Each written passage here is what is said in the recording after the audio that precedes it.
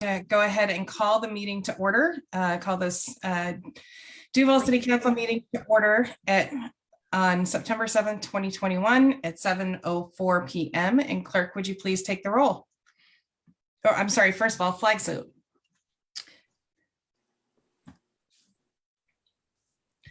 I pledge allegiance to the flag of the United States of America and to the republic for which it stands, one nation, under God, indivisible, with liberty and justice for all. All right, now clerk, would you please take the roll? Councilmember Brudnicki, Councilmember Schaefer. I see him, but he's on mute. Councilmember McHenry. Here. Councilmember Remington. Here. Councilmember Hoag. Here. Councilmember Napland. Here. Councilmember Langle. Here. We have a quorum. Great, thank you. And as Mayor Pro Tem Remington mentioned right before we started, Councilmember Brudnicki is on the East Coast right now for a bunch of ceremonies related to the remembrance of the 20th anniversary of 9/11 in her capacity with the Voices of 9/11 project. So under additions or corrections to the agenda, please add under consent payroll for August 20th, 2021 through September 3rd, 2021, in the amount of $495,506.09. Claims for August 24th, 2021 through September 7th, 2021, in the amount of $502,790.64.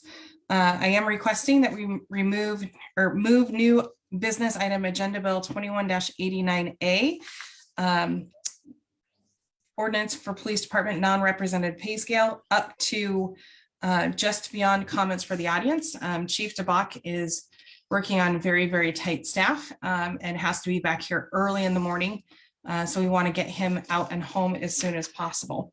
Mayor, would you also like to move agenda bill AB 2188A, since that is related to the police department as well? Yes, yes, please. Thank you for catching that. And then with that, are there any council members that would like to speak this evening? Mayor Mike Remington. Okay, Thank you. got you. All right. With that, do we have a motion to approve this evening's agenda? So moved, McHenry. Second, Michelle Hoag. We have a motion by Councilmember McHenry, a second by Councilmember Hoag to approve this evening's agenda. All those in favor, please say aye. Aye. Aye. All those opposed, please say no. Motion passes. With that, do we have a motion to approve this evening's consent agenda? So moved, McHenry. Second, Michelle Hoag. We have a motion and a second to approve this evening's consent agenda. All those in favor, please say aye. Aye. Aye. Aye. All those opposed, please say no. Motion passes. With that, do we have any comments from the audience this evening? And I think folks that have attended are pretty well versed that if you're on Zoom, you can, the clerk will unmute all attendees, and all you need to do is unmute yourself and provide your name and address, and you'll have 3 minutes to speak. Looks like we have one member of the public on Zoom. And I'm not seeing that mute button go off, so I will take that as no public comment this evening. And we'll move on straight to Agenda Bill 21-88A, Interlocal Agreement for Riverview School District Part-Time School Resource Officer, for discussion and/or decision. Chief DeBach. Thank you, Mayor, members of council, city staff, and community members who are present. I'm Chief DeBach, Duval Police, and I would like to present Agenda Bill 2188A, which is an interlocal agreement with the Riverview School District for police liaison officer at the Cherry Valley Elementary and Eagle Rock Multi-Age Facilities for school year 2021 and 2022. This position is in addition to our school resource officer and will provide law enforcement present at both Cherry Valley and Eagle Rock. This position is a liaison between the city of Duval and the Riverview School District. It will provide a safe environment for students and staff, plus educational opportunities, which include drug, alcohol, peer pressure, and bullying education. This agreement also accounts for compensation for working after-hour events at Cedar Crest High School, such as school dances, sporting events, and graduation. The police liaison will provide consistent presence for up to 20 hours a week from September 2021 until June 2022. And the city will provide the police officer to the district for up to 4 hours per day and not to exceed $40,000 during the school year. The city will provide, this agreement is negotiated annually, and the $40,000 in revenue is included in our 2021 and 2022 biennium budget.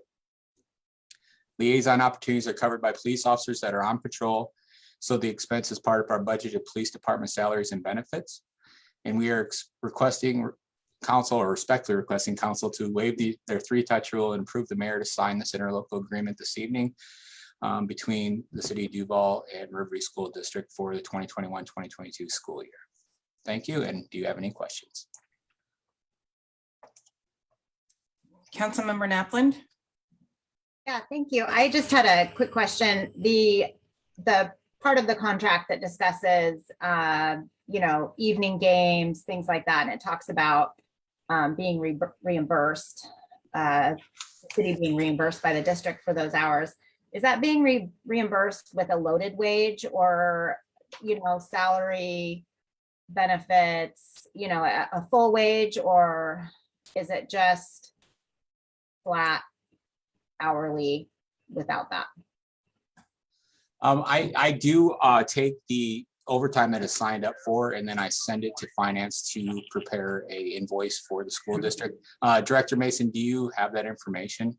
Yes, it is a fully loaded overtime wage. So it does include benefits. Okay, fantastic. And then the other question I have relates to an email that I received today, and Director Laniszewski might be able to speak more clearly on it. He's been working with a resident that lives out past the high school, and traffic has been a really difficult situation, especially people who might have medical issues that need to get in and out of the area, and twice a day you can't get in and out of there due to the backup of the high school traffic. Is there any possibility that the school district could utilize this contract to get police support for traffic management? Or how would, maybe this is a separate topic, but it feels like we're talking about the school district possibly contracting for some extra help. Yeah, I can address that. I did see that email that came in earlier today. We did have those discussions with the district last school year. Unfortunately, the SRO at the time was Officer Quat, who recently left our agency for another department.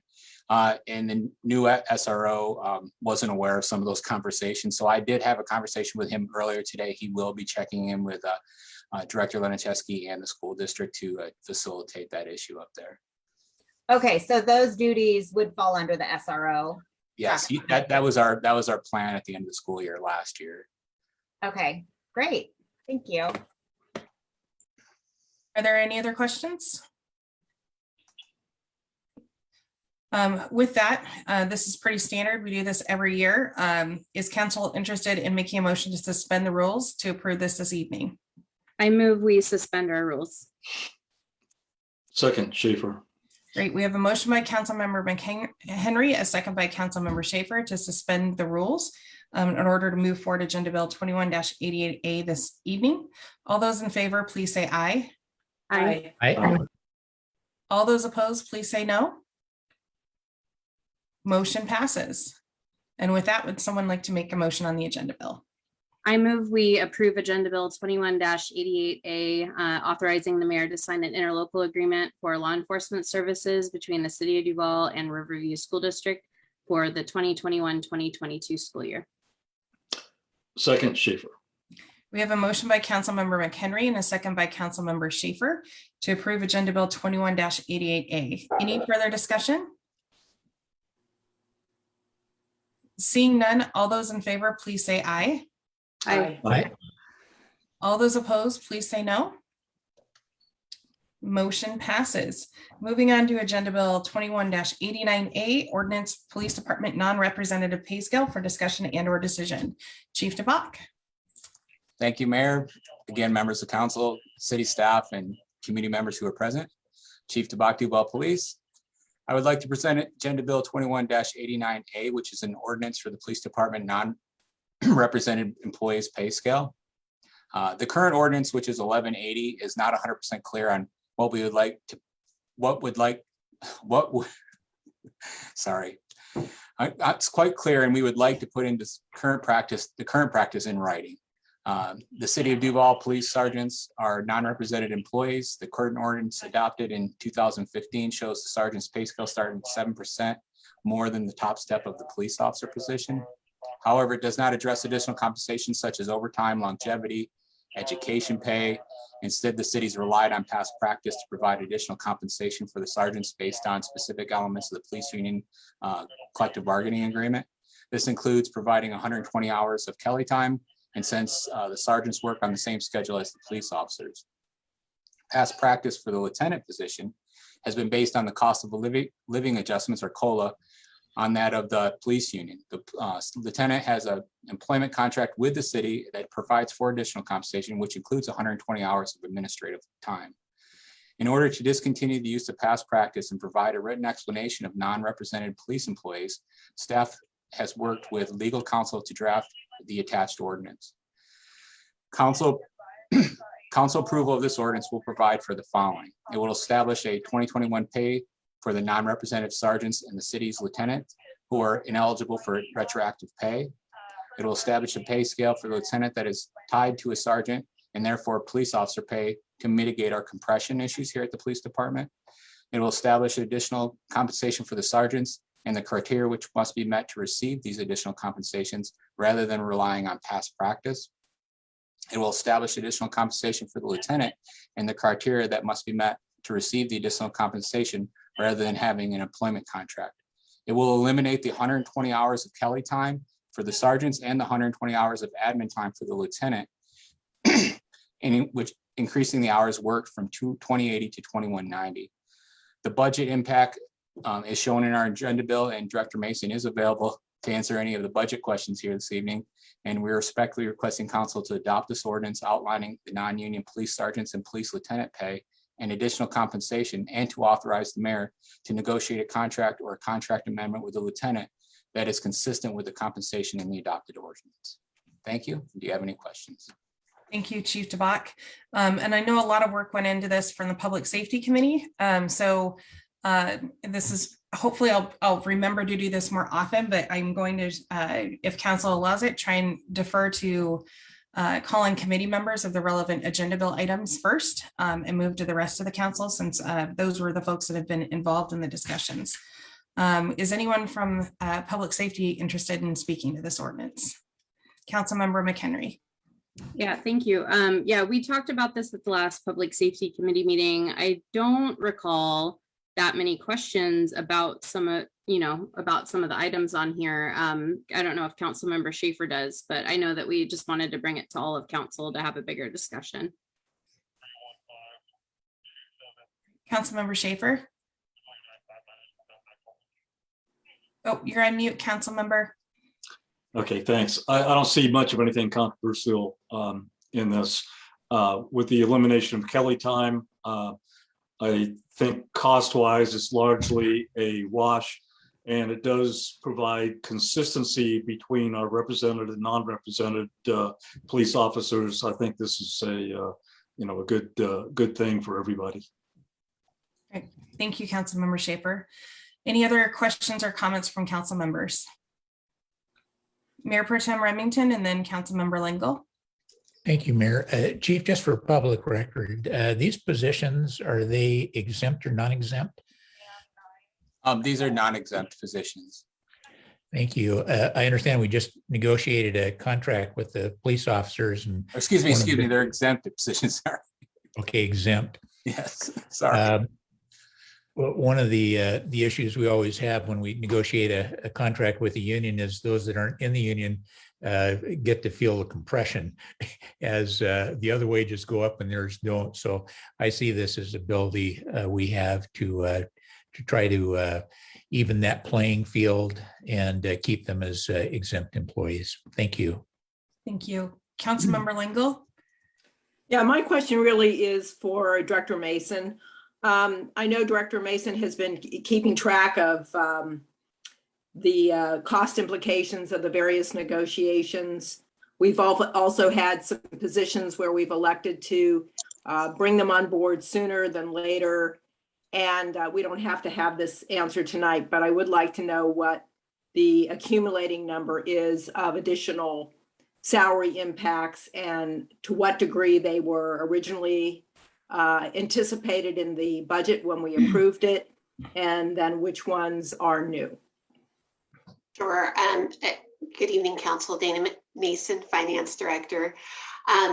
So I just wanted to clarify that the sergeants are overtime eligible and the lieutenant is exempt, just so you know that.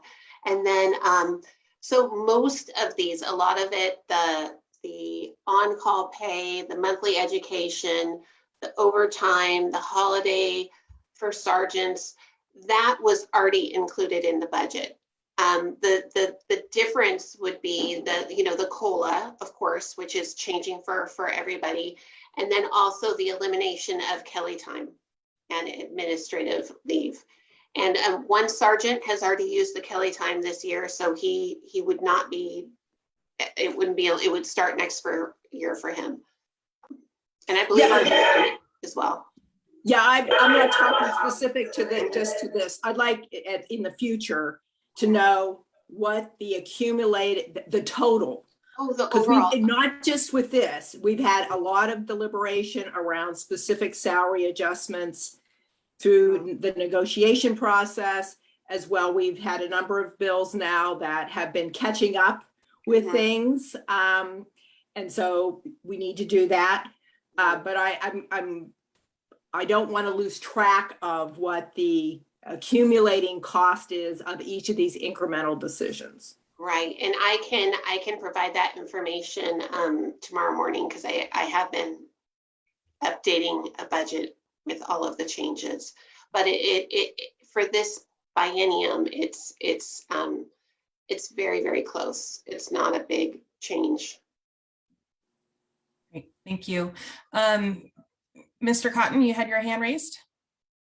Yes, Ryan Cotton, interim city administrator. I just want to point out that I was responsible for the agenda bill on May 23rd when we addressed the changes necessary for the non-represented positions once the contract was resolved. And had I realized these inconsistencies, I would have included that at that time. So it's not, this is not really anything new, as has been pointed out before, but rather it was not rolled up into one package as I should have. Thank you. Councilmember Naplin. Yeah, I just had a question about, since we have another agenda bill regarding administrative leave. So this is trying to somewhat include any consideration of administrative leave into their salary. So what I want to make sure is clear is that the lieutenant position would then not be eligible as an exempt employee for administrative leave because we are wrapping it into their salary. Is that correct? I think that's the intent, but it would have to be negotiated through his contract. Yes. So I believe that's the intent. And if we were wrapping in 120 hours of administrative leave plus on-call leave into their salary and greatly increasing a salary, I would want to make it clear that then they wouldn't be able to add back administrative leave on top of it of an up to 96 hours, which is what we're considering tonight. I just think it needs to be very clear that the way the lieutenant position is being described in the way the pay is done, administrative leave is included in their salary. Is that, I think it needs to be specified that that position would no longer be eligible if they are working the 2180. And does that make sense? Does make sense. So is that something that we can change in the wording? That, to clarify that? I think that that portion still has to be negotiated. Is that correct, Mayor, with the lieutenant position? You can't, if you, yes, and, I think Chief DeBox already had lots of conversations with the lieutenant about this. So the lieutenant has been involved in the process and has clear expectations of what will come out of this ordinance and what will come out of recontract negotiation, which ends up being specific. So give an opportunity for Chief DeBock or Ms. Mason to add anything to that. Well, that is the intent, Mayor, to get those 120 hours into the salary, and then the actual negotiations with that position has to be done between the two of you if the council agrees to reopen those negotiations. And that is part of the motion that is included in the agenda bill.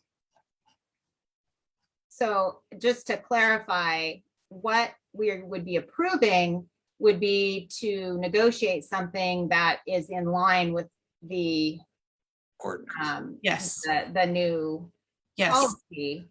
And so what I think needs to be in the new policy is that if you opt for the shift that includes administrative leave, that you would then no longer be eligible for additional administrative leave. I think if you don't specify that, I don't think it should ever be up for negotiation that you get to double dip and get Councilmember administrative leave Naplan. built into a salary and administrative leave on top of that. So I just feel like it needs to be written. It needs to be clear that that is the intent and how it would work.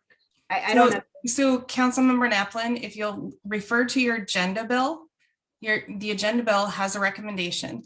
The recommendation says adopt ordinance outlining non-union police sergeant and police lieutenant pay and additional compensation with the following recommended motion. Adopt ordinance adopting a pay scale for non-union police sergeants and non-union lieutenants, establishing additional benefits for non-union police sergeants and non-union lieutenants, providing for severability and establishing an effective date, and authorize the mayor to negotiate a contract or contract amendment with a lieutenant that is consistent with the compensation in the adopted ordinance. So I think that in itself, it makes it crystal clear, and the motion provides the direction.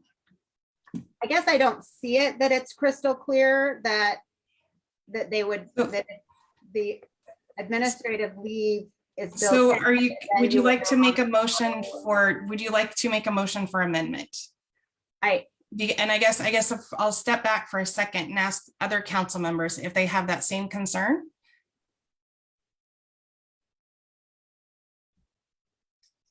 Councilmember Hoag.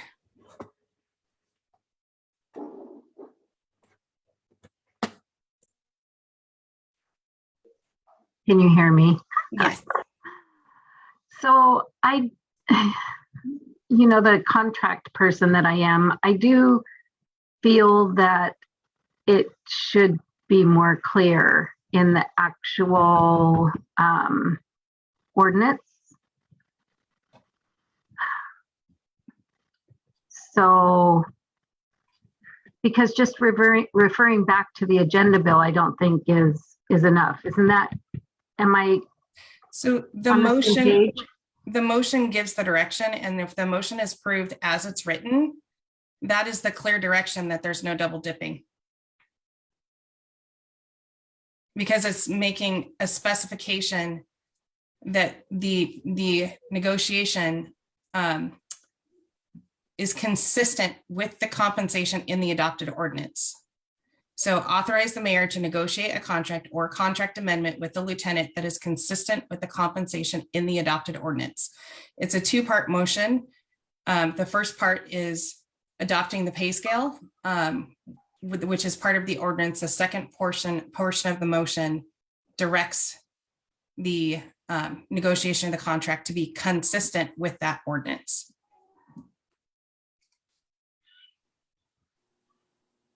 Madam Mayor, Yes. Finance Director has a comment. Oh, so we could say in attachment A, under 2190-hour work year, we could say, if the lieutenant chooses a 2190-hour work year, admin pay, he shall not, or they shall not receive administrative leave. And it would just be a simple amendment to that. And this will be for 2022, it will all be for all Teamsters, non-represented, everyone. It will be in one package. And we can include that as well for 21-22 or 2022.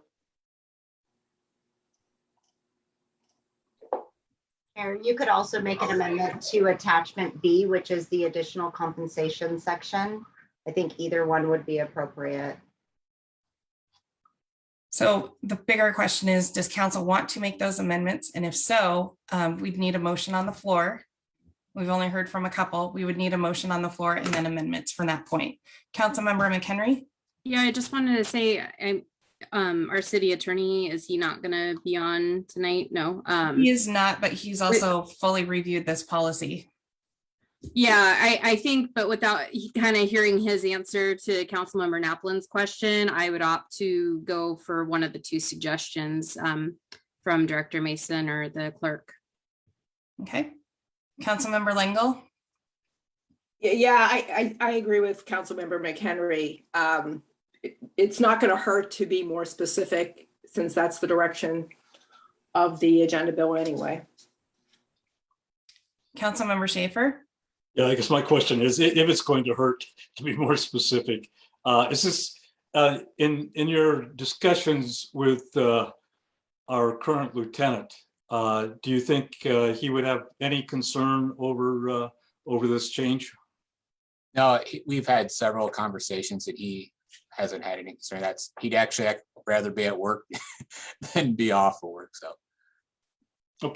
Okay, then I agree. Then let's put this extra clarification in there and then hopefully be done with it tonight. All right, so in that case, we first need a motion to suspend the rules, and then a motion, and then amendments to the motion. Councilmember Lengyel? Make a motion to suspend the rules. Second, McHenry. Great, we have a motion and a second to suspend the rules. All those in favor, please say aye. Aye. I, All those opposed, please say no.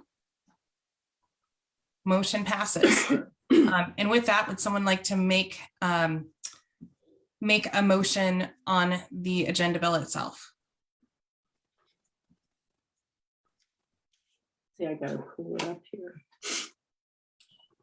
Where is it here?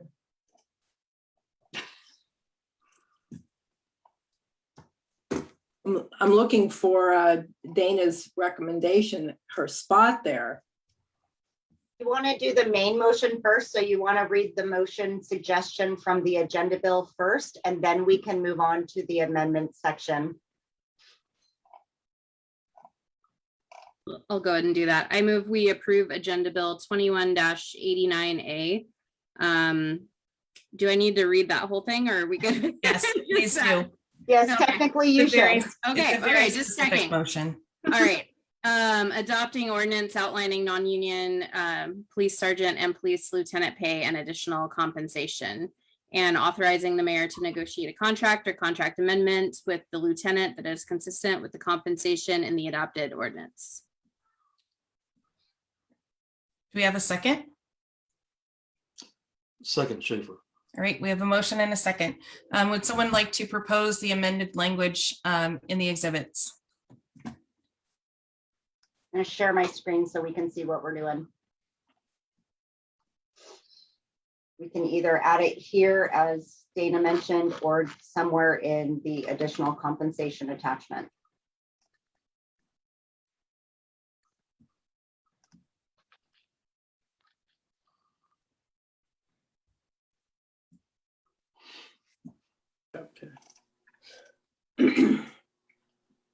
I'm just going to type what I think I heard.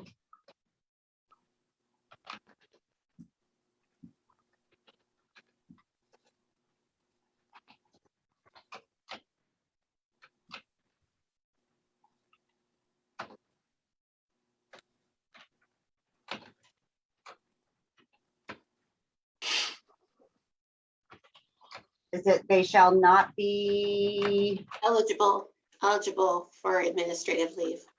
Yeah, so we can take this sentence and add it as a section down here. Or we can just basically leave it here.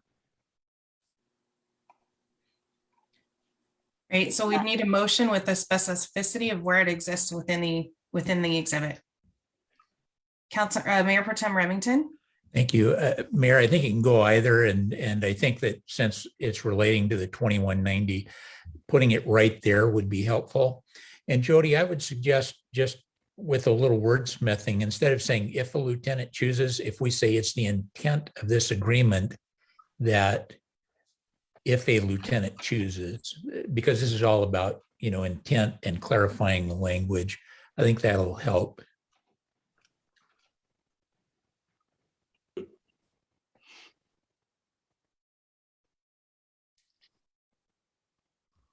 All right, would anyone like to make a formal motion to amend?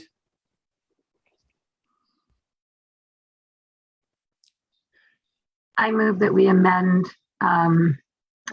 Agenda Bill. It would be the exhibit. Just the exhibit to Yep. read. It is the intent of this ordinance that if a lieutenant chooses to work a 2190 work year, they shall not be eligible for administrative leave.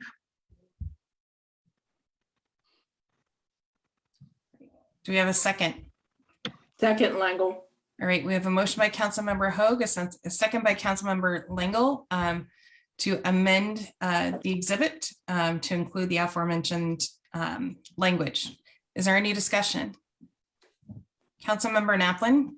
I just wanted to clarify, I didn't think that it was the intent that there would be double dipping. And so I'm sorry if that is how it made you feel. I think I just wanted it clarified because this policy might be referred to 5 years from now and they would forget the conversation that the administrative leave was built into the shift. So I just wanted to clarify that I think it's just always better to be clear.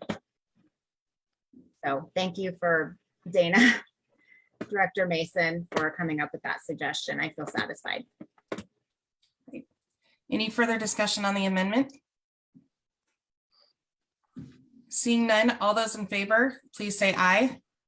Aye. Aye. All those opposed, please say no.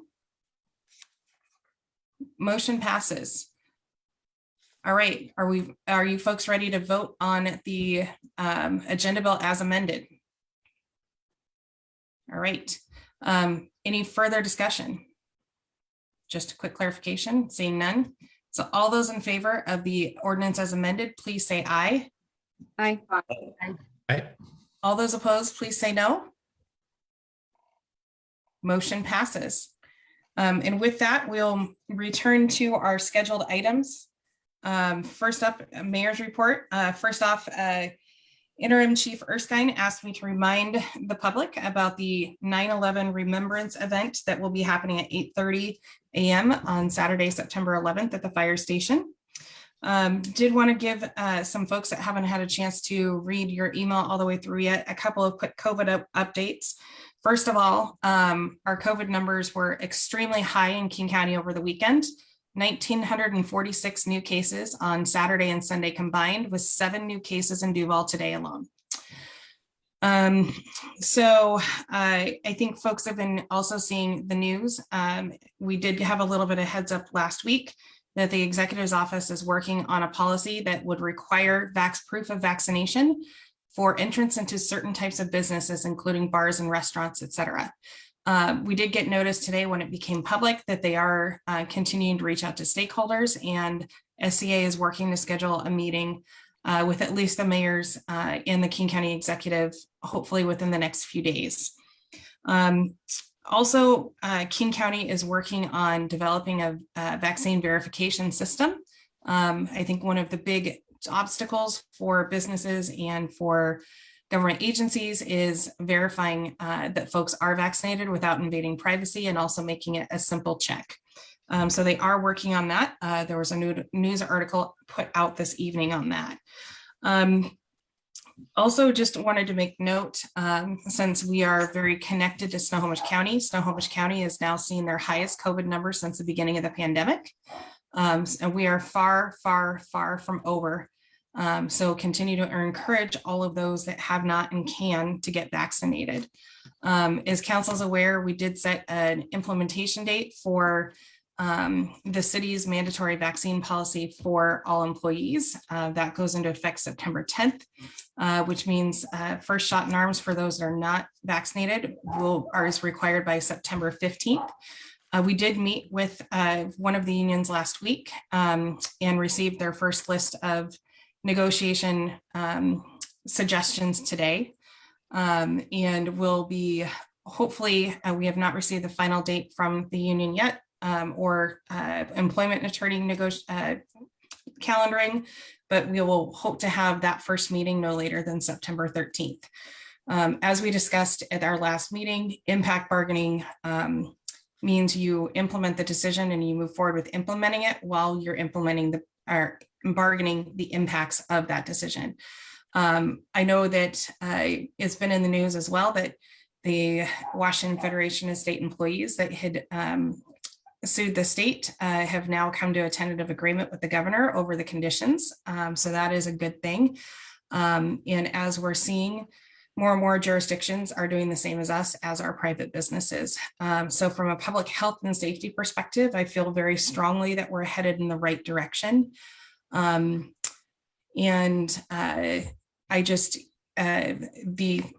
would just say the most scary thing at this point is that kids are definitely being impacted significantly by Delta.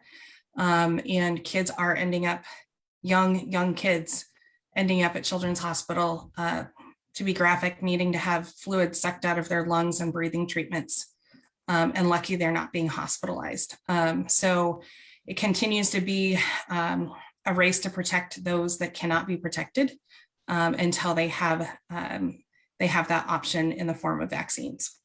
So it continues to be a very grave situation. If anyone's like me, you're seeing more and more people that are impacted or dying or going into ICU with Delta. And it's definitely a precarious position to be in, even though we have such high vaccination rates at this point.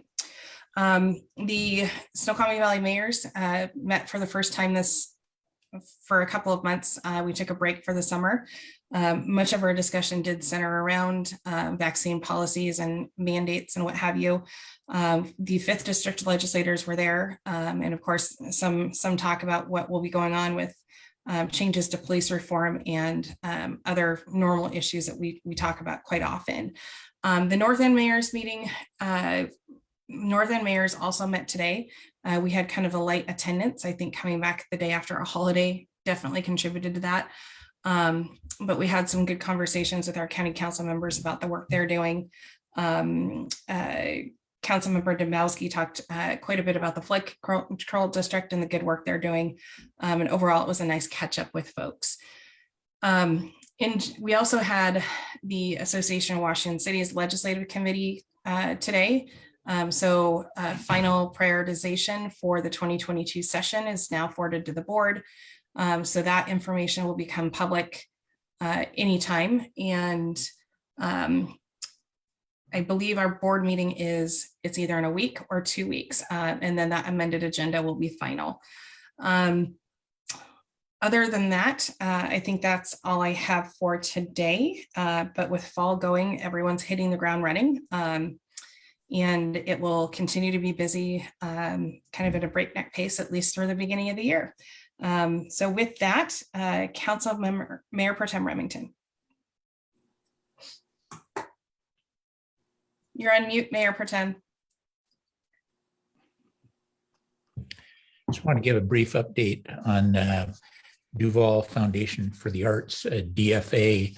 They'll be moving forward with trying to sell the tent that covers the barn. They got approval for that for culture. They had several requests from the city. One is to see if they could get access from 203 directly to their site. There isn't a driveway there now. And they'd have to bring in a large crane to be able to remove the tent and some of the cement blocks and potentially some of the wood. In addition, they wanted to have a place to be able to put the wood, preferably on their own property. So they've asked a couple of questions. One is, can they move a certain amount of the wood down to their property lower on this construction site? And then they needed to know what the requirements or constraints would be for moving it down. Several council members have had a chance to meet with DFA and be able to hear about a little more in depth about the project and take a look at the wood itself from the old Thayer barn. The big thing I wanted to share is I think that, one of the main goals here is they really want to keep the current property. There's a worst case scenario, they'd have to literally sell the property. And of course, the developer has first rights to purchase it. And they want to be able to keep that property for a future project and hopefully save as much of the barn wood as they can. A lot of that barn is really deteriorated. So that really is the update. I don't have a whole lot of specifics. I've had an opportunity to talk to the mayor, Director Liniszewski, and Director Thomas. And it's a really operational thing for the city, but in general, the city likes the idea of being able to save part of the barn and being able to have a arts facility, but they are a separate agency and we do have some constraints, but we also like to partner where we can with our arts organizations and especially DFA that has had a real history with the city. So with that, I wish I could give you more specifics, but there'll be discussions, I think, this week about what's possible. Whether they can get a crane in there. I do understand that they have a potential buyer for the tent. And hopefully they'll be able to move forward, be able to save that property down below and keep alive their hope for a performing arts center in the future. And I know they have a real time constraint because they are going for a culture additional monies for them to be able to move the tent and save some of the wood. And culture really requires them to have very specific plans in place. So there are a lot of moving parts. I appreciate council giving some feedback on it. I appreciate that there's a level of frustration with the DFA. They really feel under the gun right now. While they're a separate organization, I think the city's willing to listen to their concerns, their challenges, and where it's possible to work with them. But we also have other obligations in the city, budgets and priorities. So it's a bit of a balancing act. But I've enjoyed working with Elizabeth. I had a chance to meet with Tony, their president of DFA, appreciated their heart for our city and for the arts. And hopefully here in a couple of days, we'll be able to send out an email to council members with a little bit more information. Michelle, you were with me. Do you have any additional input or feedback information for council that you want to share? Not really, except I think that if another council member that hasn't been down there and had a tour with Elizabeth of the property, and it really, it was really great to get a personal tour and to kind of see the rain garden that they've done. It's at the bottom of parcel C3. And just to see what their plans were for C3 and to see what they've put in a lot of utilities on that property already. And so she toured us through where all the utilities had gone in, and it was just really, so if other council members want to do that with her, I'm sure she would entertain that, so that's all. Well, thank you, Mayor. Councilmember Schaefer. Okay, thanks. Let's see. I did my own tour, my self-guided tour, if you will, of the property. I really wanted to look at the existing C3 parcel and see how suitable it would be for, for storage, how flat it was, how open it was, et cetera. It's not as, it's not as big as the Westcott property as far as being big and flat and open, but it would be possible to get some storage units of some sort onto that property. I think that's what the DFA is now considering. Also wanted to clarify, and Mike, Michelle, or anyone else that knows better can correct me, but right now the DFA is not considering selling the property. There's no deadline to do that. There's no requirement for them to sell their property. There is a 60-day deadline for them to get the tent and the barn moved. So that is the immediate problem right now. How that's going to happen, and the tent itself. I don't know if any of you have actually walked around it. I walked around the perimeter of that. There are a bunch of these huge concrete retainers that are essentially the foundation for that tent. We call it a tent, but it's really not a tent. It is a permanent structure. It's a significant permanent structure. The thing cannot be moved easily, cannot be moved cheaply.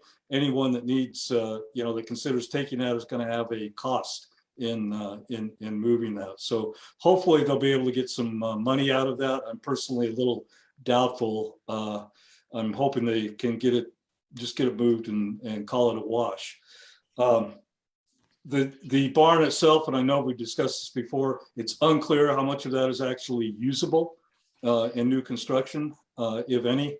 I did suggest that they have a expert go in, examine the wood, go in with a moisture meter, etc., and determine how much of that is actually savable, because they don't want to be moving a bunch of wood that's going to get thrown out later on. So hopefully they will take that suggestion as well and try to minimize their costs.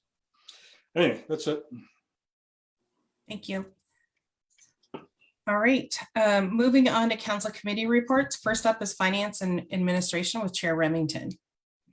Thank you, Mayor.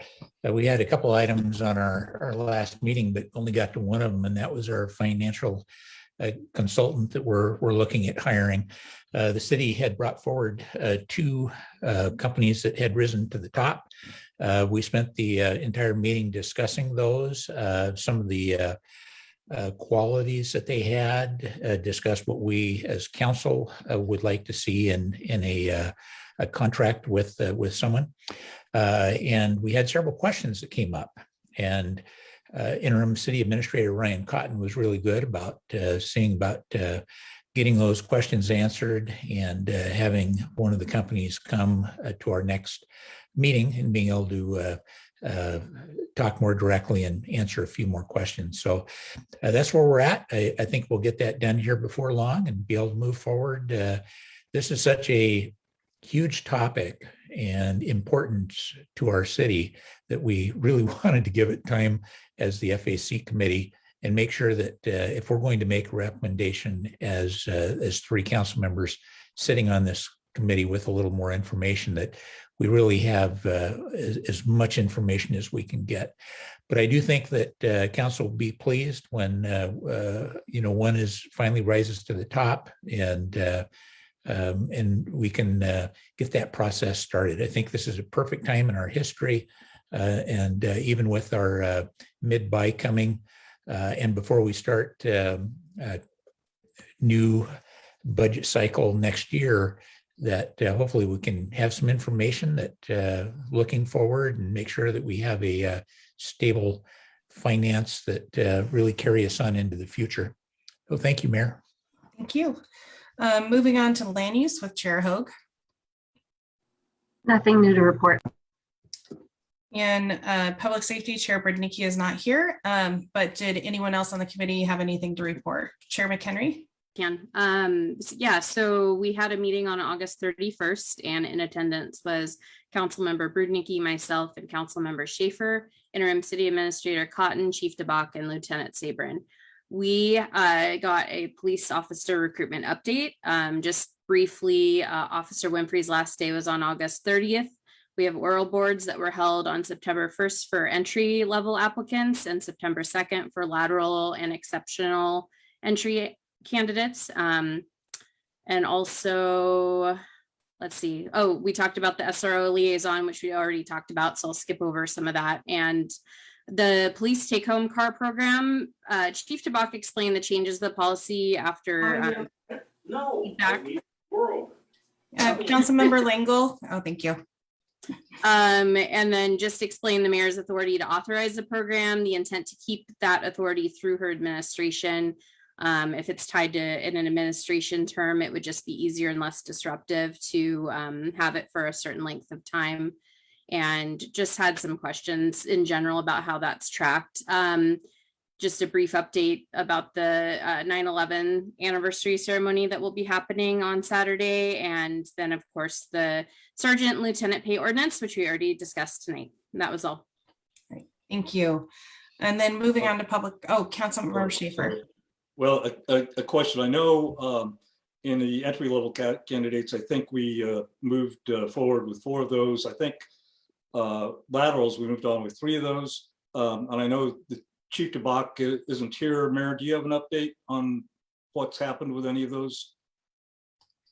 Not a full update. I do know that one candidate that was in process has been disqualified. So they are essentially back to ground zero unless you can move some of the entry levels through the process right now. And every week, Mr. Cotton and I are having conversations with Chief DeBach and trying to help brainstorm on how to do better with recruitment. However, I really believe that Chief DeBach is doing everything he can with the resources he has right now. And this is a problem that every police department, at least in the Puget Sound area, has right now. So we're not alone, but it's not a good situation for Washington State in general. And it's going to, I think, take a little while, especially after police reforms, for agencies to be able to attract the candidates that believe in 21st century policing. And I think that what we are seeing a lot of, based on other conversations with mayors from across the state, is that a lot of what we're seeing when folks leave agencies or leave the state is that they don't want to change the way they police. I'm not saying specific to Duval, but that is definitely something that's happening across the state.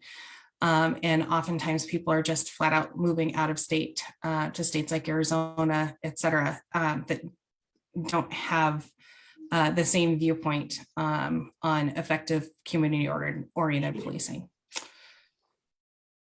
Okay, thank you, Mayor. All right, then moving on to Public Works with Chair McHenry. There's no update this time. All right, and any updates from the ad hoc committees? Councilmember Hoag.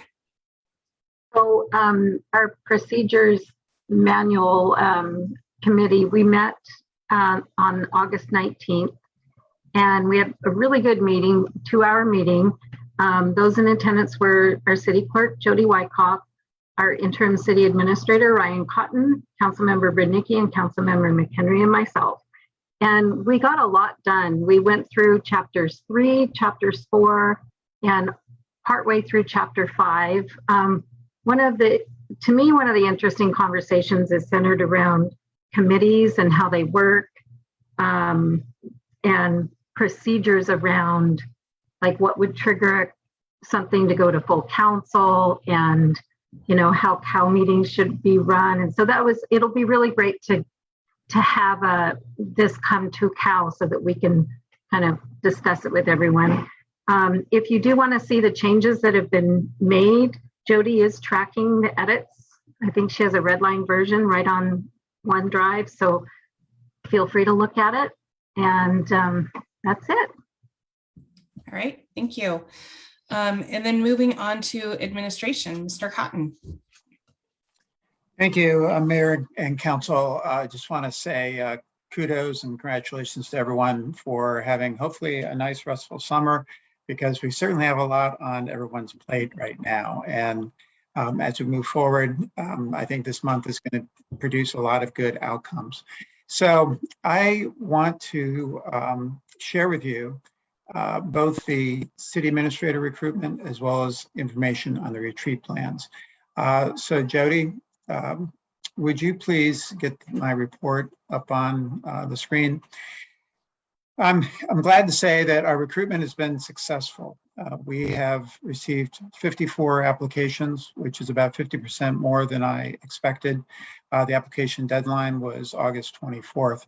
I want to thank Councilmember Schaefer and Mayor Okalander and Laura Thomas, who helped with reviewing some of the applications. I think a total of 21 were reviewed, and also the administration, especially Sherry, who helped us with some Google searches. And then we did interviews, 15-minute interviews, and we ended up with 7 individuals that were going to be sharing with a interview team composed of Mayor Pro Tem Remington, as well as Councilmember Brudnicki and Mayor Okerlander later this week.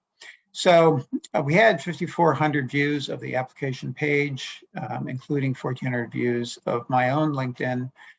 That doesn't include GovHR's LinkedIn. And I made a bunch of contacts as well. So we're hoping that by Monday, the 20th, at a special meeting, there will be between 4 and 6 candidates that will be brought to the City Council for an interview. That will be preceded by a tour of the City Hall and some of the city facilities and some meet and greets in a COVID appropriate manner of city staff. Eventually, the buck will stop with you in relation to an employment agreement at a special meeting on Tuesday, the 28th. It's a mayor's appointment subject to confirmation of the City Council and the employment agreement. So any questions on that before I move along? Not seeing any.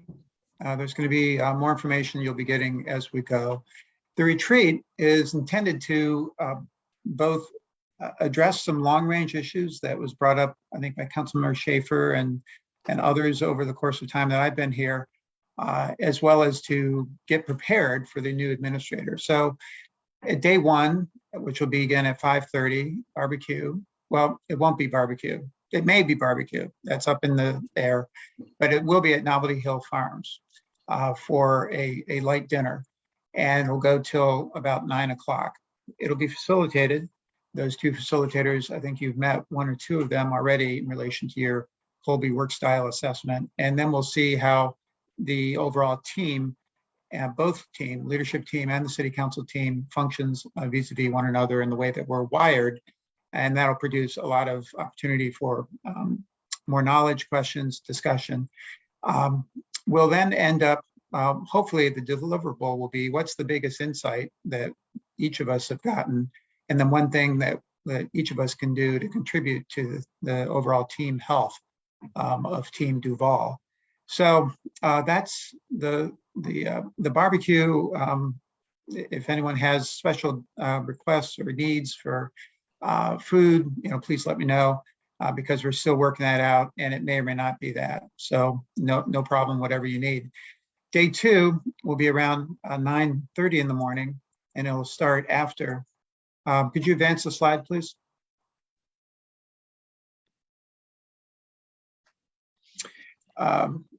Some of that I already said, but I thank you for the slide. I want to emphasize that at 8:30 at night, you'll get, I'm going to be doing some surveys, a vision survey and ARPA survey between now and that night. And it'll be short, 3 questions.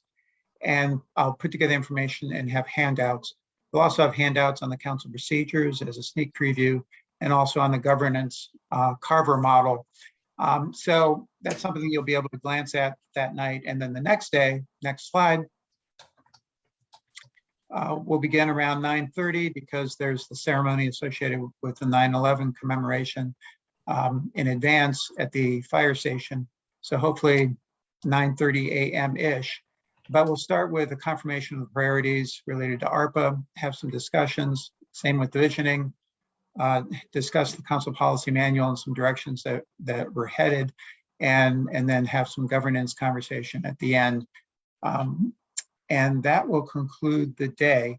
I don't think this is going to be something we will totally conclude these conversations on, but at least we'll kick them off and establish some common language that I think will make a difference going forward and working with the administrator.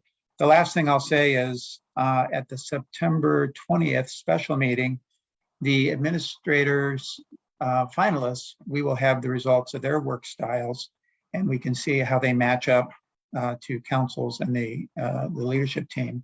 And that will inform you as you go into the interviews in either in questions to ask or kind of double checking how you feel they're going to fit.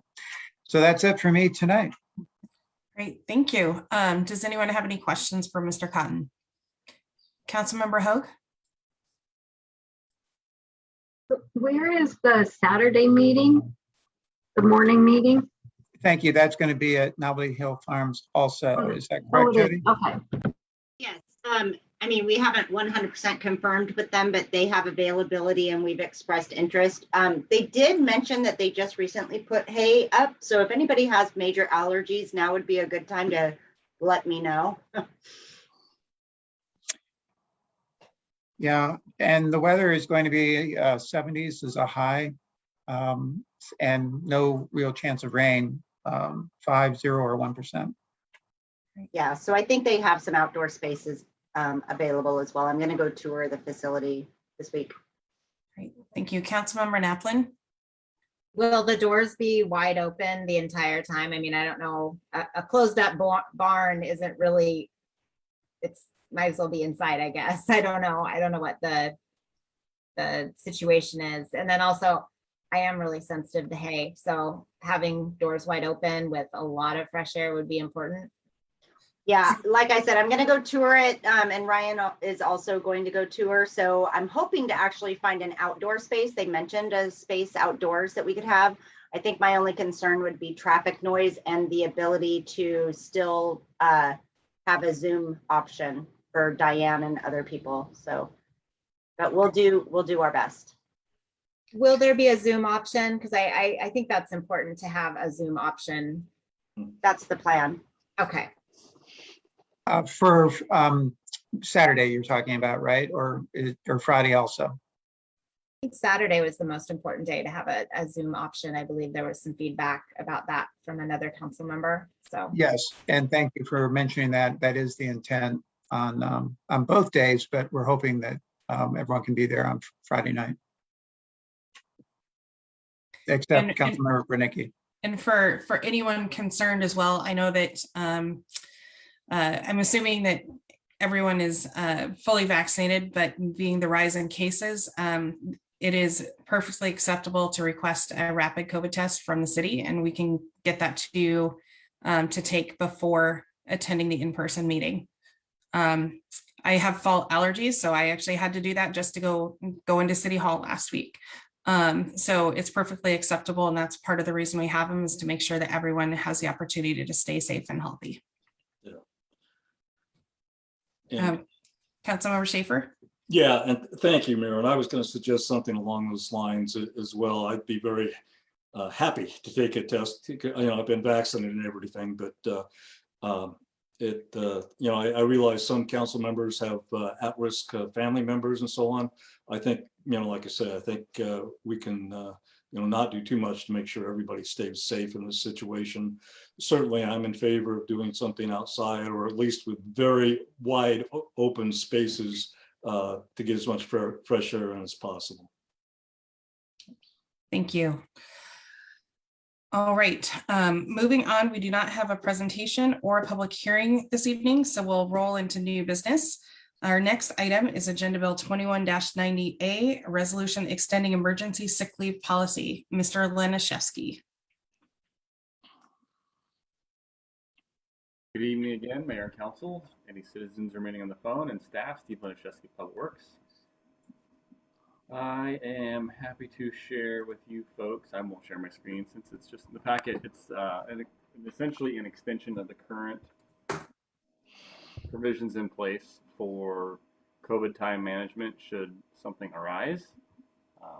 It's not that exciting. This this is kind of in an extension of what did we do in April? I think Dana was involved at that point. So not a lot new there.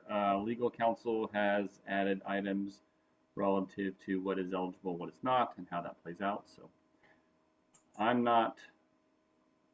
probably shouldn't be the person on point on this, but again, I have indulged that authority and I'm so happy to do so. If you have anything, Mayor, to add to that, that'd be great. Or Dana, that'd be helpful. But it's not Real really- quick, I mean, this is essentially the exact same thing that we previously approved and extended. And the request is to extend it through March 30th, 2022, and have it cease from that point forward. And hopefully we will be at a place where we do no longer need to provide that option to folks. But we're not there yet.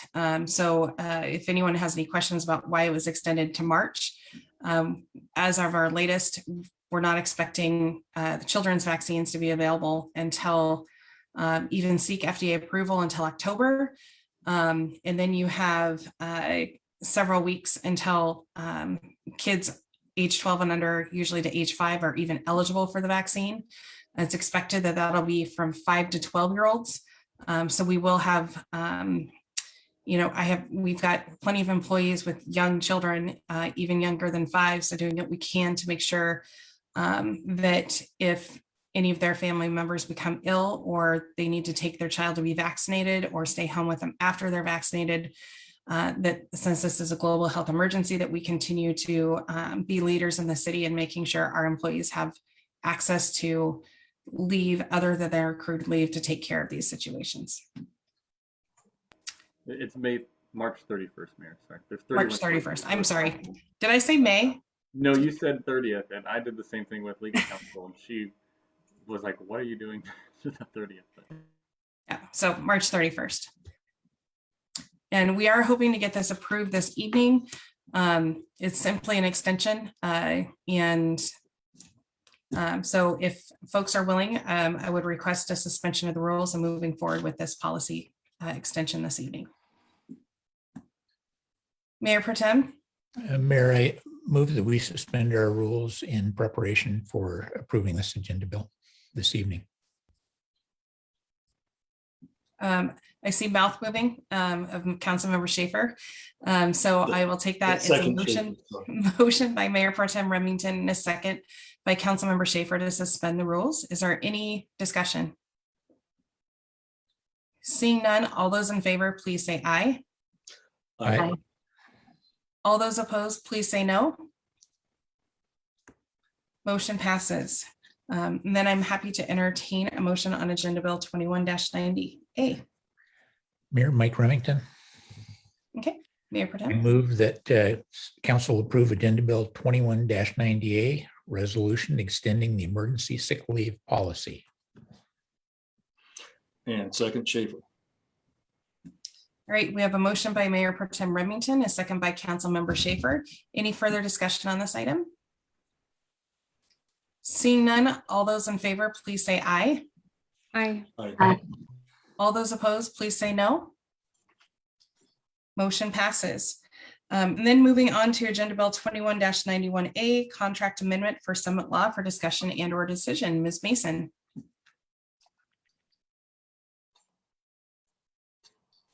Mayor, Council, Dana Mason, Finance Director. I'm presenting Agenda Bill 21-91A to amend the contract with Summit Law. The city entered into a contract with Summit Law in September of 2020, so the amendment needs to be updated. It says, or corrected. It says September 2021. To assist with labor negotiations with not to exceed $15,000. Since then, the city has utilized the Summit's law for other labor-related issues, and staff would like to continue using them for employment legal issues. So this is a request to, instead of a not to exceed, to extend the date to the end of December 31st, 2022, and then to leave the amount open, similar to what we do with our city attorney. And I do realize that the contract went over the original amount, and I personally am extremely embarrassed about that. You know, with our new software, OpenGov, there'll be internal controls in place that will help mitigate something like that from happening again. But I just wanted to recognize that that happened. Thank you. All right, any questions? Oh, Councilmember Schaefer. Let's see, will we continue, and forgive me, I forget the person's name that we currently consult with. Will he still be our primary contact? Yes.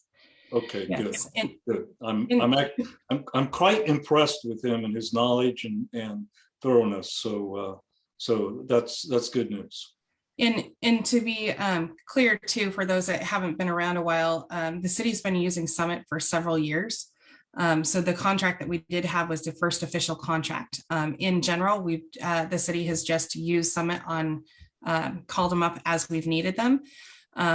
Obviously, we've had lots of CBA and COVID related issues, and there is a lot of simplification and increased consistency by utilizing Summit for employment related issues. And so they've done an absolutely fantastic job. And this would definitely simplify it for staff and administration by keeping it to one attorney. Historically as well, I will make clear that our previous law firm often would refer us to them if it was a sticky employment related issue. Which was good. And it also goes to show how well respected they are in the region. For those that don't watch the AWC emails when it comes to employee related conferences, the Association of Washington Cities Labor Relations Institute Summit Law is often the largest, as far as the biggest number of presenters at that conference every single year. Which is a really strong testament to the quality work that they do all around. And it is all they do. They do nothing but employment law, which is a huge bonus.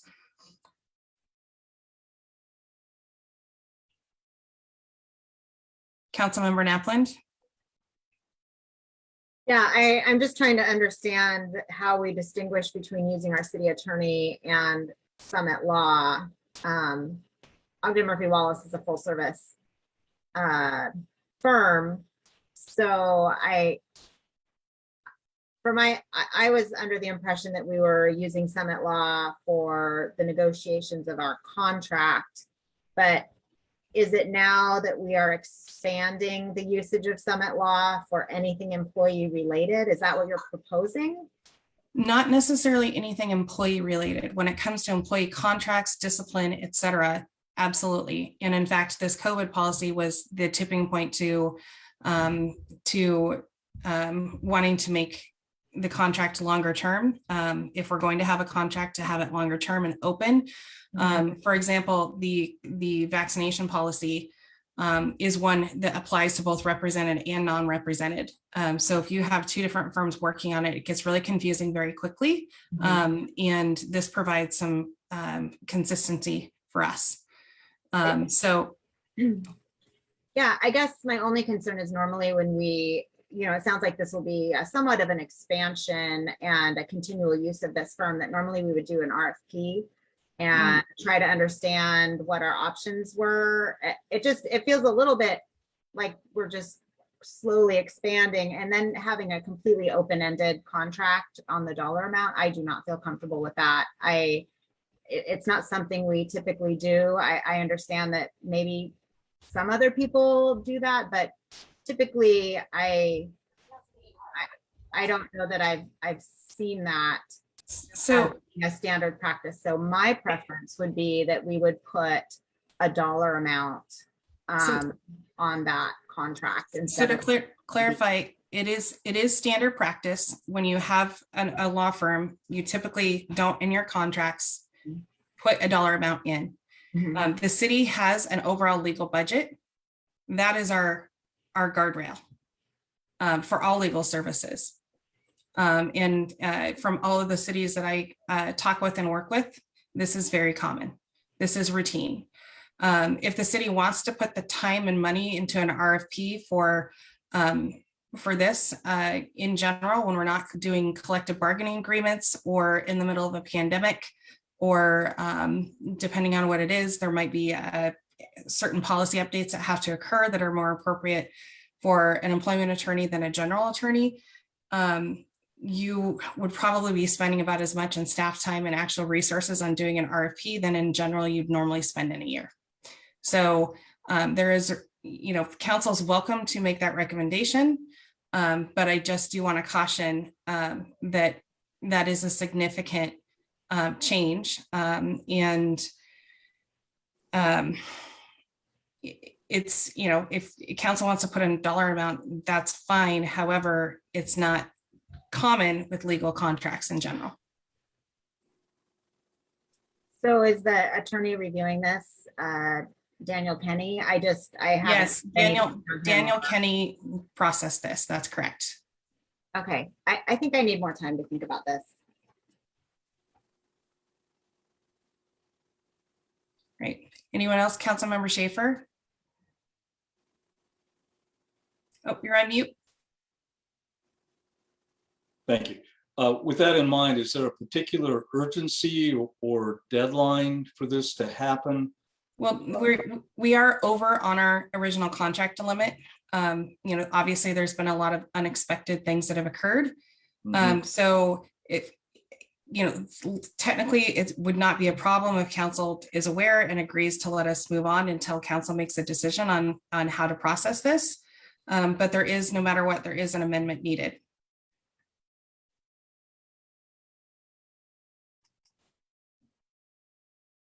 Councilmember McHenry.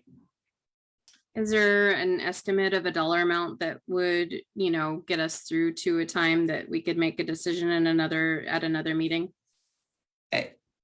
I honestly don't know. We're over by a certain amount. We're using them right now. They will be in impact bargaining again next week. There's a couple of options. Council could tell us to stop using Summit and stop the bargaining process, which then puts our policy on hold. That's one option. But Dana, you could give an update on the current amount of money, but I know that I can say that the work that we are doing takes up a lot of time. It's challenging work, and a lot of this is new. For example, we were at the table for 4 hours last week on Wednesday in one sitting. That doesn't include emails going back and forth or anything like that. Councilmember Lingle. Well, I guess there's the obvious question, have we been paying him? And I think the answer to that is yes. Yes. So we've identified the contract amount issue. So that's disclosed. So I guess you don't have to worry about that part of this. When I was reading this, it's a little bit like what Councilmember Nablin was saying, but it's a little different. Also, I think when I've used attorneys and had multiple attorneys that I've worked with, it's been common that I've had an attorney that is a specialist, and I sort of see Summit that way. They focus on, not that they can't do other things technically speaking, but they really focus on something in particular, and that has to do with union related and similar collective bargaining. And the police, it's the police guild, right?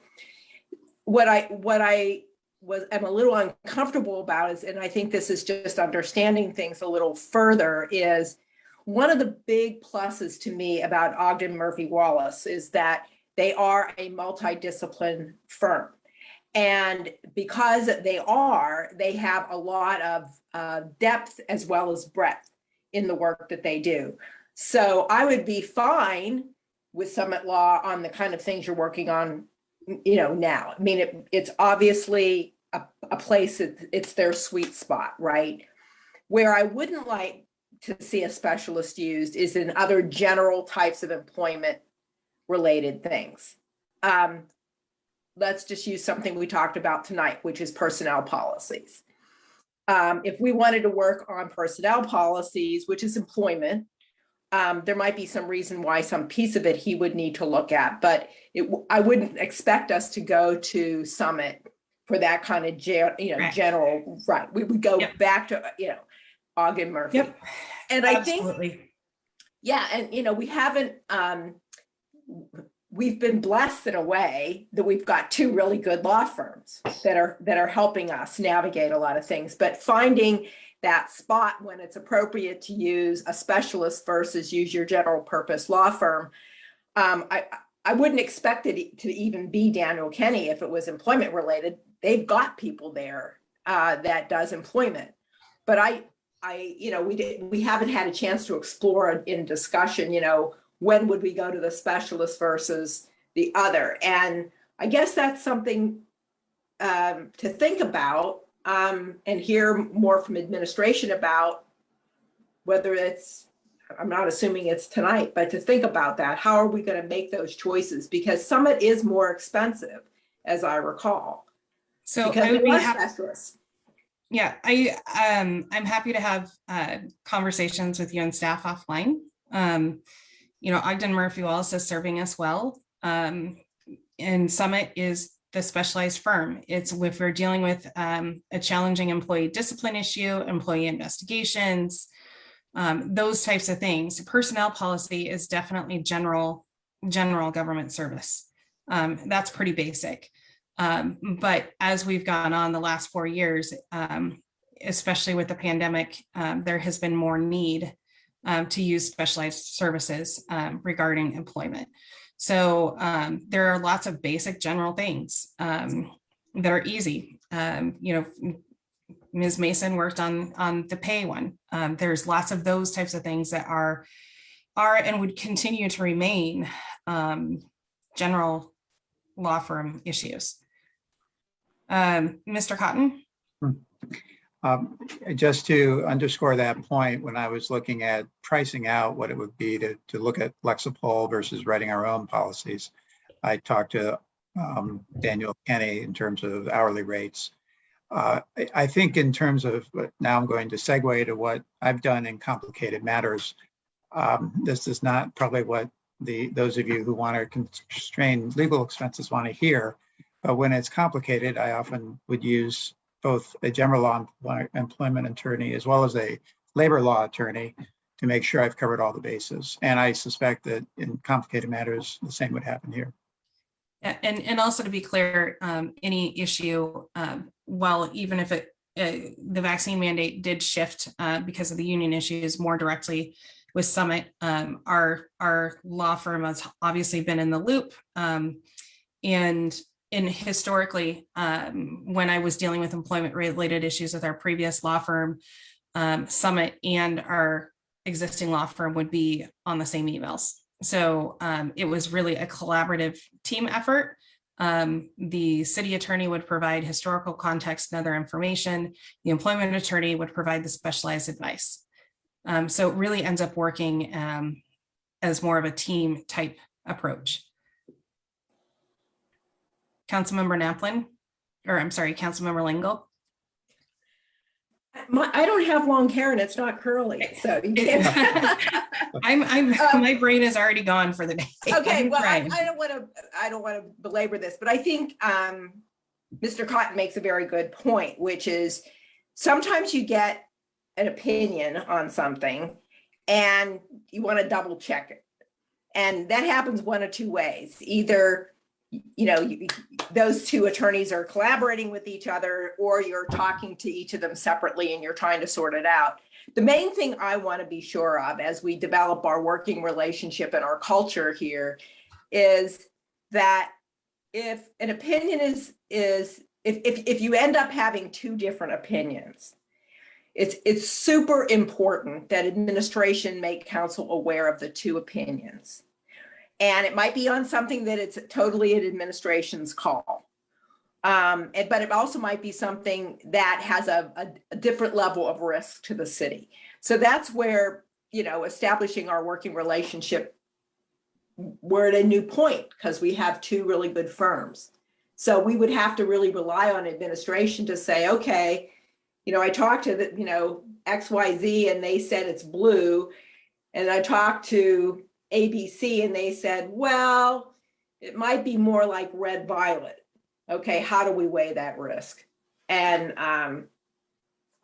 anyway, I think in a way that might be my illustration of what Mr. Cotton did.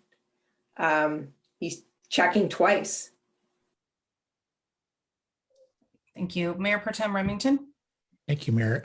I've been thinking about the budget question, and I recognize that we don't have an employee who's our city attorney. We have an agency that we hired to be our city attorney, and yet we do budget an amount of money for legal services.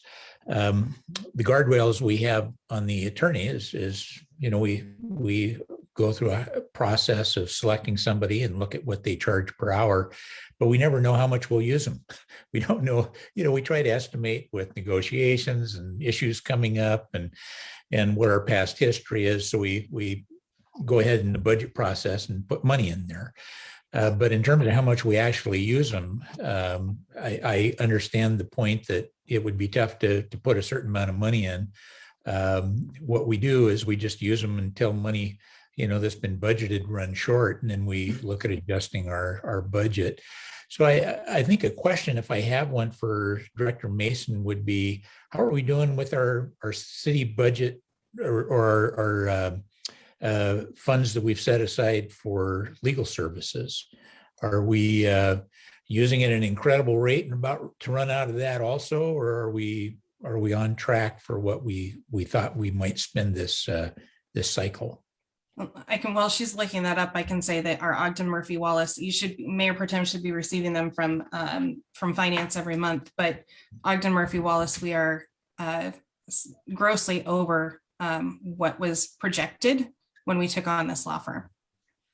So as of August, we've spent 39, almost 40% of our legal budget for the biennium. But that does not include the carryover from not the compensation study, but the negotiations from 2020. So we'll move $26,000, or we'll ask for a budget adjustment of $26,000 to make up for the money that we did not spend in 2020 on negotiation. So we're about 40%, and that, and we're at 50%. Yeah. We're still 3 months away. Right. August is 33% of the biennium, just over 33%. So we're a little bit over. Yeah. Well, I could probably go either way, but I also feel comfortable as long as we have a budget for legal services, and whether that's used with Kenyon Decent or whether that's used with Ogden Murphy Wallace, it's just a budget that we've set aside to cover legal expenses. And so I'm comfortable not having a set amount just for one of the companies, and we just keep an eye on how much we're spending. It sounds like we're using a lot of legal services. Sometimes that's really smart, and sometimes it's not. And I do understand that we as council utilize them as well with our questions, and that can eat up a large portion of that. So we have to be careful ourselves, and try to use them judiciously. Usually that means sending them an email with the question rather than spending a lot of time on the phone. But Mayor, I just personally, I feel comfortable since we have it in a budget and we have a set amount, and we're monitoring that, not having to put a specific amount on this contract that's gone over. Thank you. Councilmember Schaefer and then Councilmember Hoag. See, yeah, I'd just like to ask the other council members. First of all, it sounds like if we delay this, assuming we give the nod for the mayor and staff to continue using Summit, it sounds like if we delay this, it's a no harms done type of thing. But the question I have for council, what can we do in the meantime? What additional information might we need? What additional changes to the contract, including a cap, might we need? If the council has specific suggestions or ideas, then I think it makes sense to delay it. If not, we should probably just vote on it tonight. Councilmember Hoag? So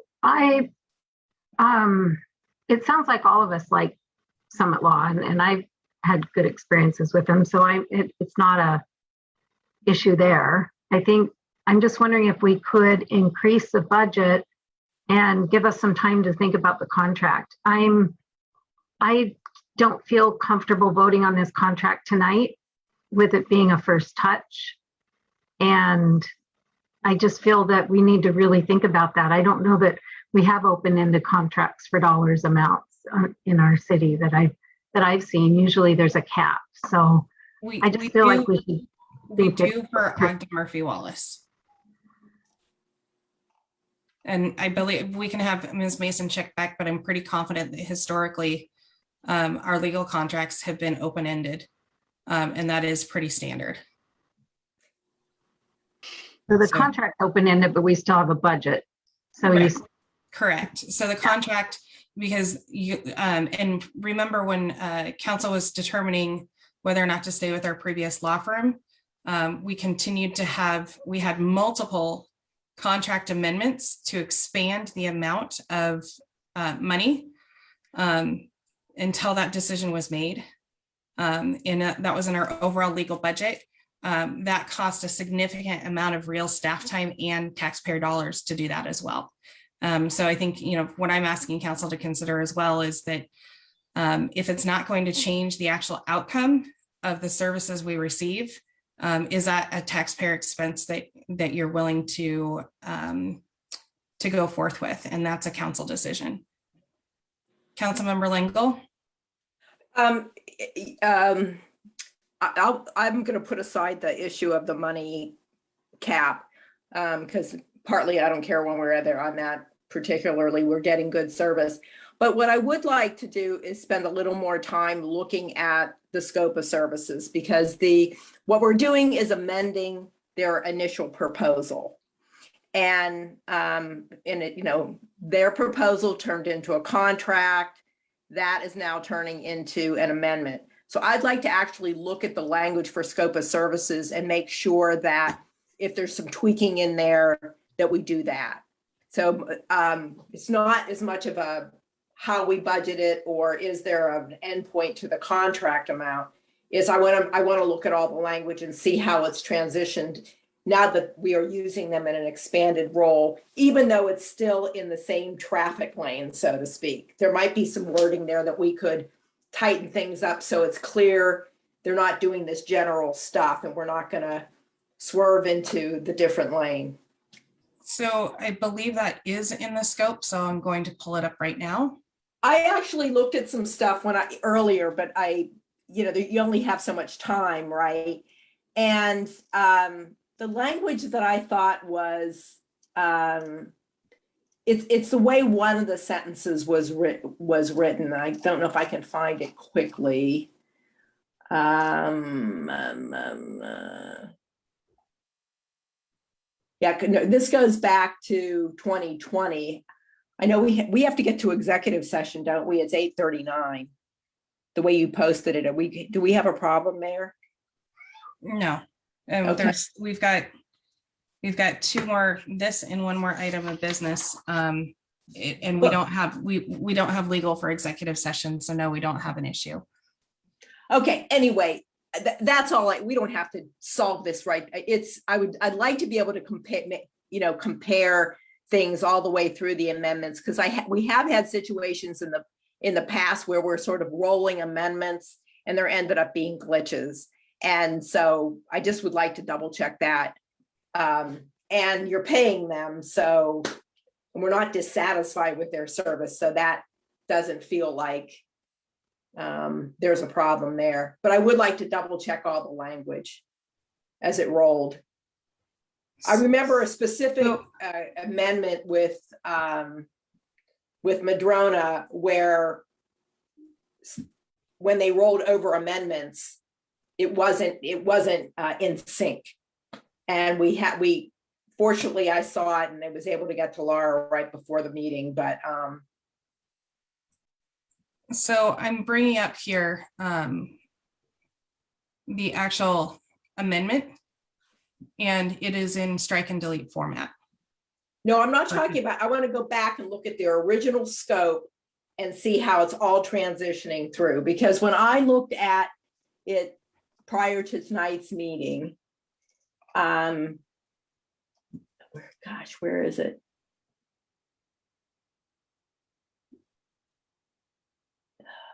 Mayor, may I make a suggestion? Mhm. I know we're trying to work through this, but I think we have legitimate, significant questions, whether it be in the original contract or how to work out the budget piece.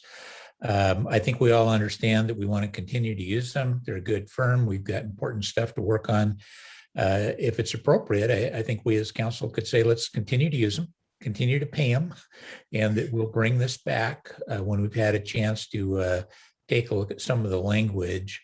I don't know if I'm crossing some legal barrier here, but I think we're all have this understanding that yes, we want to continue to use them, but there are some questions that I don't think we're going to get answered tonight without some significant work.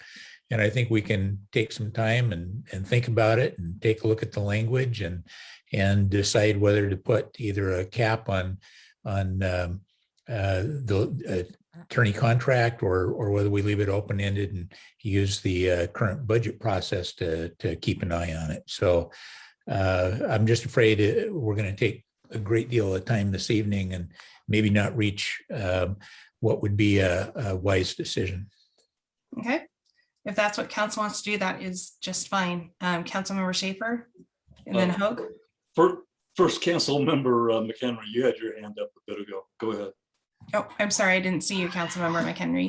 I was actually just going to make the same suggestion that the Mayor Pro Okay. Tem did. I just think that, just one council member is good enough for me needing more time, let alone 2 or 3. I don't think this is happening Exactly. tonight. So as long as everyone feels that they're good with letting it go for now, and, just everything Mayor Pro Tem said, perfect. Yeah. And Mayor, are you okay with just a nod from council to continue on your current course? I'm absolutely fine with that. I mean, this Okay. is, this is, I I think think, you have that nod then. yeah, this is one of those issues where we've got departments with very extensive workloads and sometimes, legal services is not something that people usually go back and check. Yeah. That's just, unless you're in the process of switching out firms. So, that was provided the opportunity to also make the change to reflect the actual intended use of the firm as it stands today. Good. Good. So, all right, we will go ahead and move on to Agenda Bill 21-78C, ordinance amending and creating administrative leave policy for discussion and/or decision. Mr. Cotton. Oh, you're on mute. So this is our 4th touch on this one. So I'm going to not say very much, except I did take out the section, you might recall there's a survey attached, and that survey included some possible recommendations for leave time. I've taken that out because that was, just a product of our thinking, but not subject to any other conversation because you haven't acted. So that is the only change since the last time you saw it. I will say that I think, we're ready for a simple motion, and that motion could be what's recommended, or it could be a reduction in the overall hours, which are at 96, or the overall amount that could be accrued. These are both protections over what is now in place. There would be some who would probably advocate increasing, especially given the number of hours that some of these projects take. But this is kind of a middle ground. So that's all I have to say.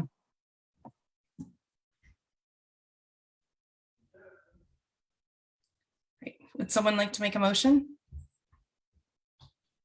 Mayor Mike Remington, I'll make a motion that council approve Agenda Bill 21-78C, ordinance amending creating administrative leave policy. Second, Schaefer.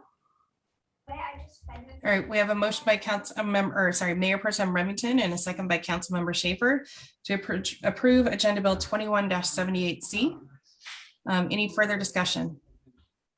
Councilmember Naplin?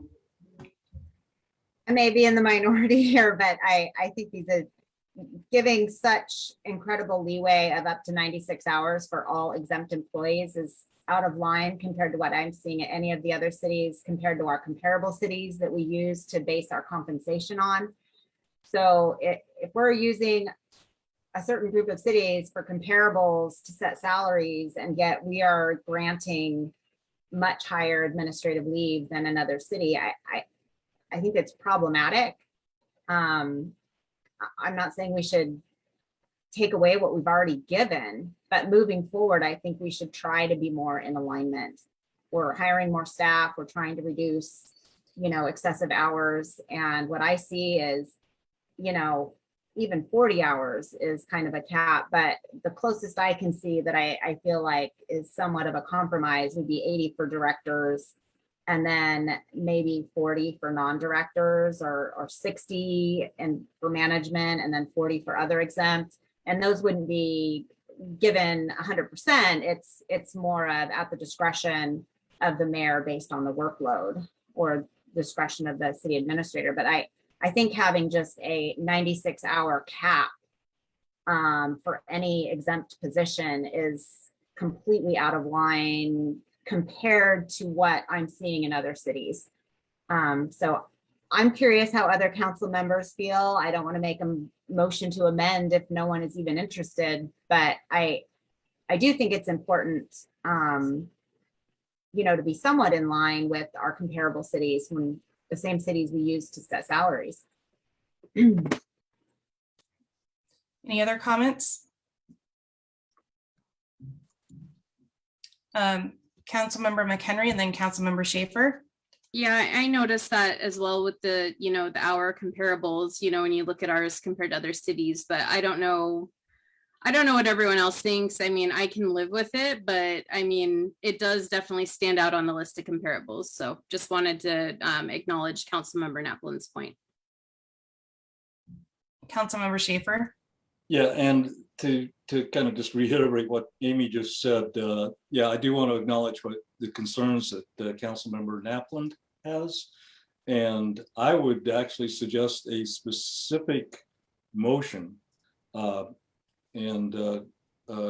Jennifer, you probably have a better idea than many of us, since you've done probably the most detailed comparisons, a motion of what would bring us in line with other similar cities.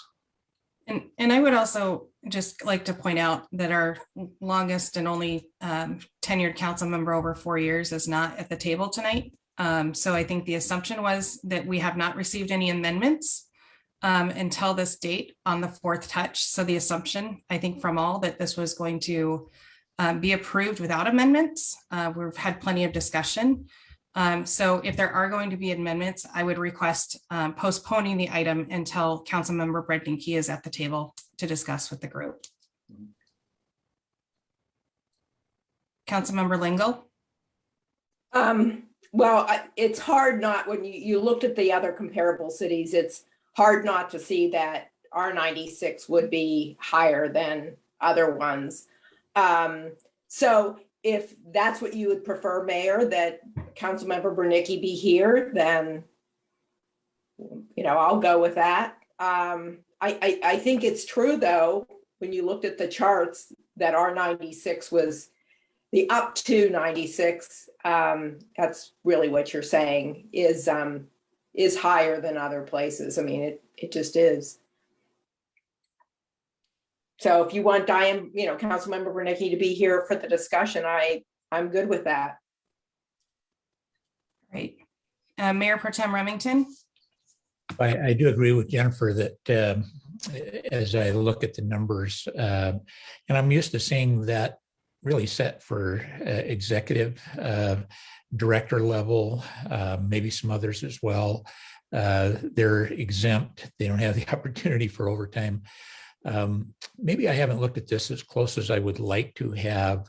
Usually non-exempt employees have an opportunity to get comp time. So I mean, if they're working extra hours, they get comp time and can use that to help balance it. And it's dependent on how much extra work they're actually doing. It's not just a set of hours.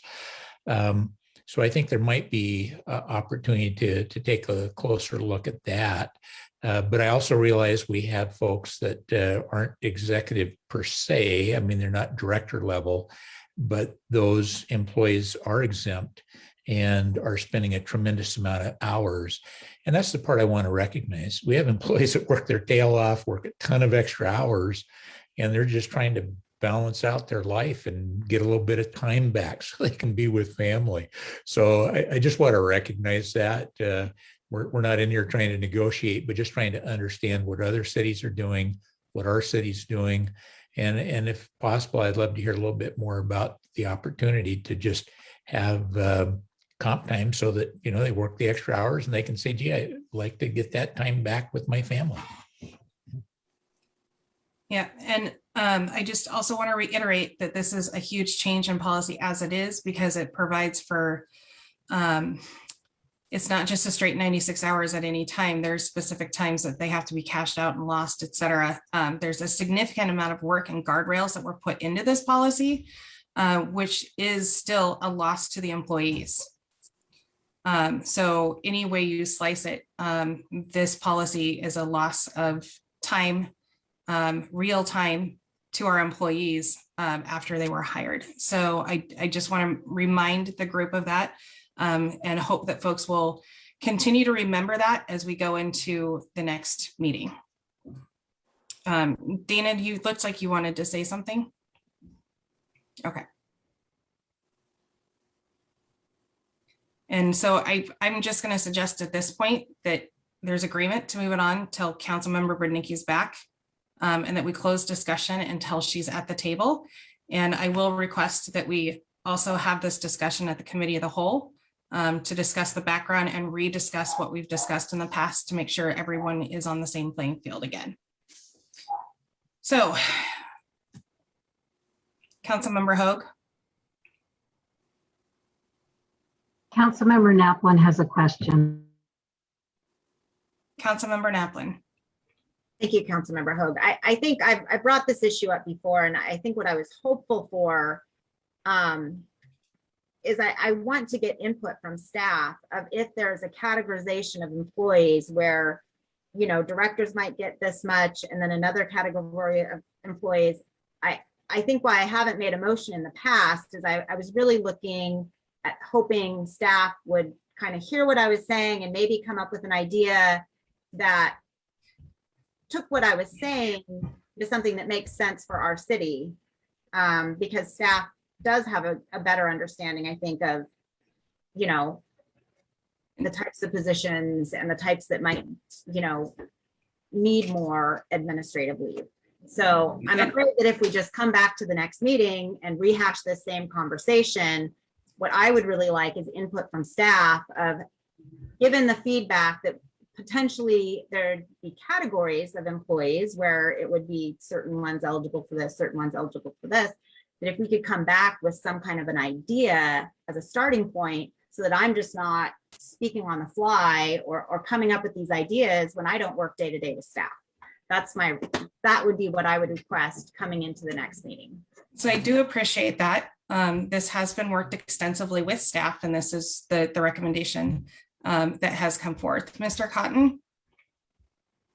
I just wanted to say that was not clear earlier, although it was discussed at I think our August Human Resources Committee. So thanks for the clarification now.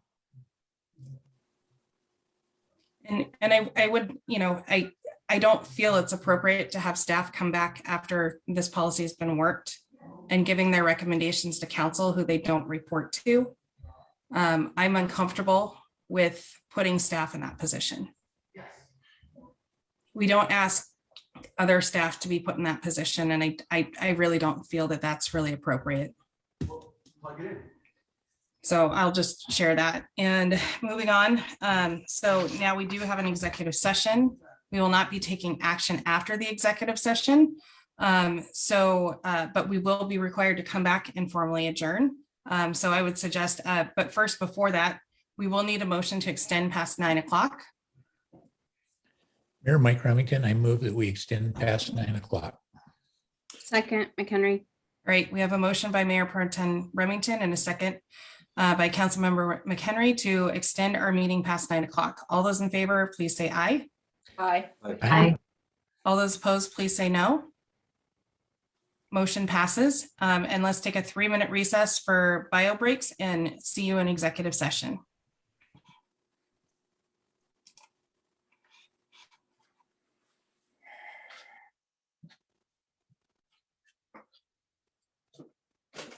Jody, did you need me to run the executive? Oh, sorry. Jody, did you need me to run the executive session? I can't remember. Somebody else. The mayor went ahead and scheduled that. So we're good for that.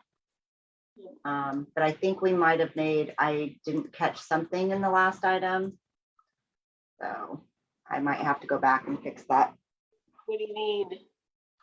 There was a motion on the table and we probably should have had it officially withdrawn. So I might have them do that after they get out. Yes, and then I just don't know how much. I really think this ordinance, and we're not being recorded. Right? We are streaming on Facebook. Oh, never mind. I was gonna say, I love this ordinance. I think it's so good, but okay. Alrighty, well, I'm not needed anymore, right? No, I think you're good. Have a great evening. I hope you All get right. off early. Thanks, me too.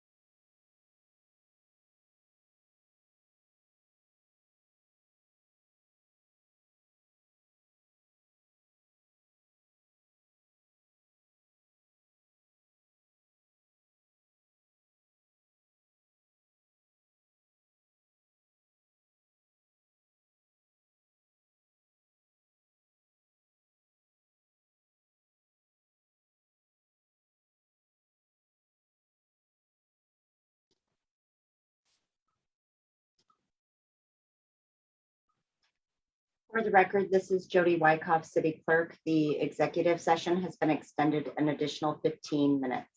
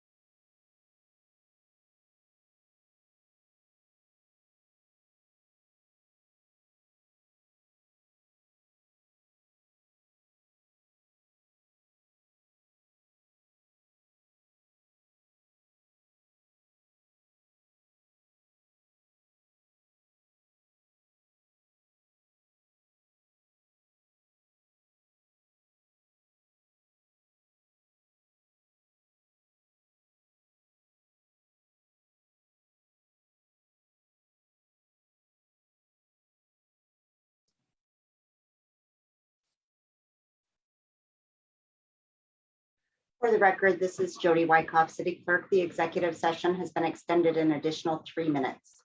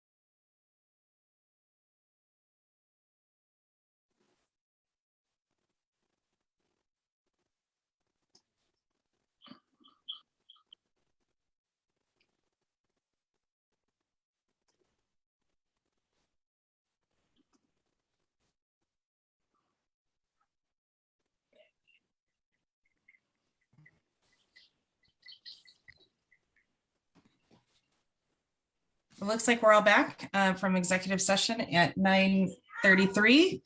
And we have no further business. And so unless there are objections, we are adjourned. Thank you. Night. Everyone.